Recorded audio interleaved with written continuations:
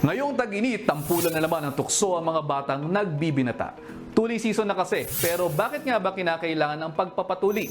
Naging normal ng parte ng pagbibinata ang pagpapatuli. Isa itong operasyon kung saan tinatanggal ang balat sa dulo ng ari ng lalaki.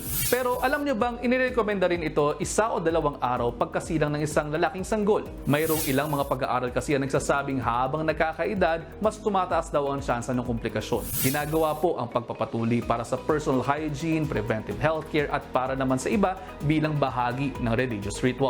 May mga bansa din naman po kung saan hindi masyadong sinasagawa ang pagpapatuli. Dito tinuturo ang mas maging malinis at maalaga na lamang ang mga lalaki sa kanilang mga ari upang makaiwas sa mga sakit. Ang sabi ni Doc, nakatutulong ang pagpapatuli upang makaiwas sa urinary tract infection o UTI na mas karaniwan na itatala sa mga hindi nagpatuli. Iniuugnay din po ang pagpapatuli sa pag-iwas sa sexually transmitted infections o STIs. Ilang uri ng inflammation o pamamaga sa ari, balanitis ang tawag kung sa dulo ng ari ang pamamaga, habang posthitis naman kung sa balat o sa palibot ng ari. Nakasaad din po sa mga pag-aaral na mas mababa ang kaso ng penile cancer sa mga tuling lalaki. Walang epekto ang pagpapatuli sa fertility o sensation ng isang lalaki. Hindi naman ito inirekomenda sa mga ipinanganak na premature, sa mga may problema sa blood clotting at mayroong abnormality sa kanilang ari. Tandaan lamang po na hindi natin inirekomenda at hindi makasisiguradong ligtas ang tradisyonal na pamamaraan ng pagtutuli. Yun bang pukpok? Bukod kasi sa walang anesthesia,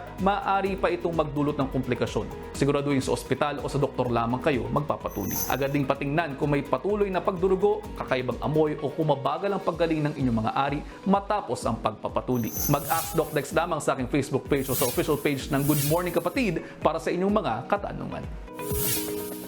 Mga kapatid, Justin Quirino po. Masayang kwentuhan at makapulahang informasyon ang hatid namin tuwing umaga. Kaya mag-subscribe na at mag-follow sa social media pages ng News 5.